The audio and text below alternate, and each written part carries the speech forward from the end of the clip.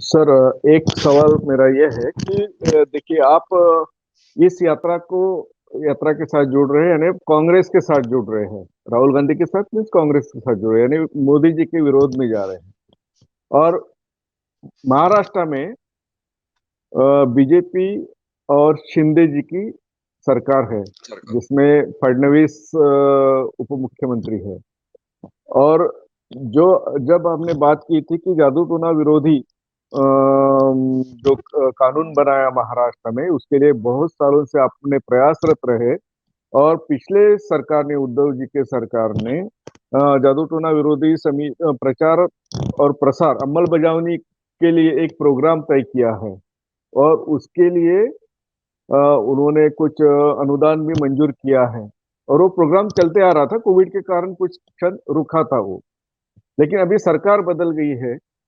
और ये मोदी जी के विरोध में अगर कार्य आपका वहां पे अगर आप शामिल होते हैं भारत जोड़ो यात्रा में, तो महाराष्ट्र में इतनी जो सभाएं आप ले पा रहे हैं सरकार के सपोर्ट से, जो सोशल जस्टिस मिनिस्ट्री के माध्यम से चल रहा है, तो क्या वो रुकावट नहीं आएगी और इतना बड़ा अभियान रुक जाएगा? ऐसा आपको डर नहीं लग रहा है? आपने बहुत ही अच्छा सवाल पूछा। कोविड के पहले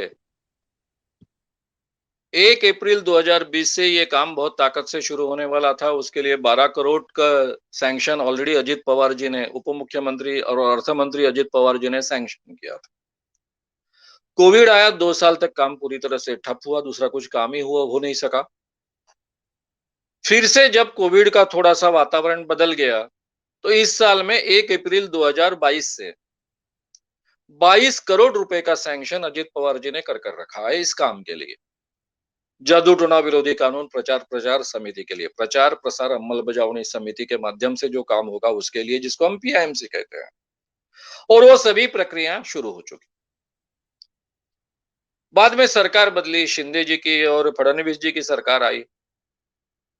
उन्होंने सभी काम को रोका, लेकिन इस काम को नहीं रोका।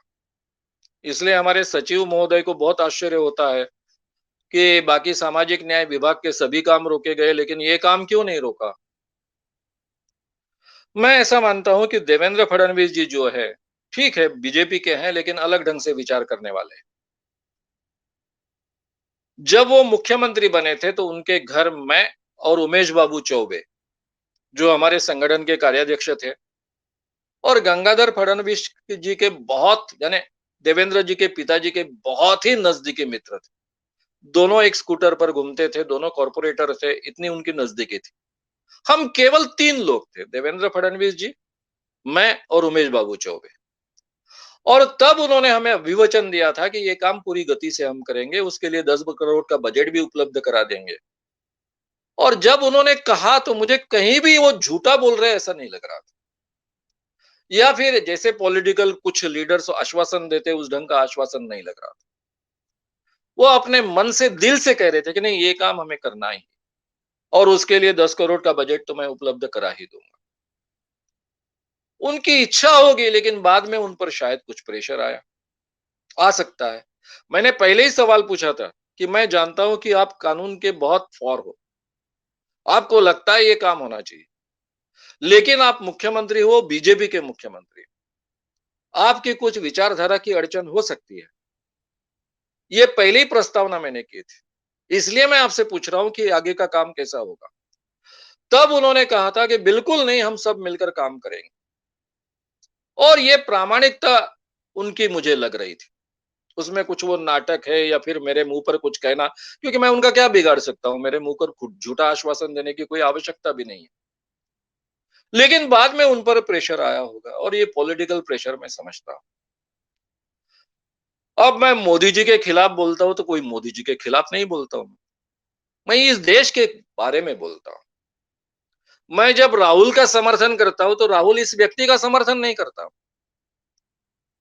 मेरे लिए इस देश में ये जो कॉन्स्टिट्यूशन है, जो ये 4 मूल्यों के आधार पर खड़ी है, ये 4 मूल्य इस देश में डेंजर में आए हैं। उनको पुनर्स्थापित करने का प्रयास करने वाला जो व्यक्ति है, जो खड़ा हो रहा है, उसके पीछे हमने खड़ा होना चाहिए, ऐसा मानकर मैं ये उनके पीछे खड़ा होने की कोशिश कर, या फिर उनके साथ में 2 कदम चलने की कोशिश कर रहा हूं। ना मैं मोदी के खिलाफ हूं, ना मैं देवेंद्र फडणवीस जी के खिलाफ हूं। उनके खिलाफ होने का तो कोई सवाल ही नहीं है। अब उनके विवेक पर है कि उन्होंने क्या निर्णय लेना है। मोदी जी जैसा व्यवहार करना है। जब मराठा आंदोलन चल रहा था महाराष्ट्र में, तो आप आज भी यूट्यूब निकाल कर देखिए, मेरे पूरे सीरीज में मैंने कहा है कि मोदी जी ने देवेंद्र फडणवीस जी से सीखना चाहिए कि आंदोलन को कैसे हैंडल करना है। इतने बड़े बड़े आंदोलन हुए महाराष्ट्र में, मराठा आंदोलन जिसको हम कहते हैं, वो आरक्षण को आगे लेकर हुए थे आंदोलन। लेकिन उन्होंने जिस ढंग से उसको हैंडल किया और मराठा आरक्षण देने के लिए पूरा प्रयास भी किया, आगे के भी गवर्नमेंट में पूरा प्रयास किया, उसमें कितना सक्सेस मिला नहीं मिला ये अलग बात है। तो ये एक तरीका हो सकता है लोगों के मन को समझना और उनके मन को, उनके आंदोलन को, उनकी भावनाओं की कदर कर। तो मुझे लगता है, मैं अपेक्षा रखता हूं कि देवेंद्र जी इस ढंग से कदर करेंगे, इन दोनों को एक साथ में नहीं जोड़ेंगे। अब इसके बावजूद अगर उन्होंने किया तो मुझे खुली छूट है। फिर बचा हुआ आदमी, अगर कोई काम समाज के लिए करने का कोई अवसर नहीं बचेगा, तो वो क्या करेगा? अपनी पूरी ताकत दूसरे काम में झोंक देगा। जो आपकी अपेक्षा है उस काम में झोंक देंगे फिर।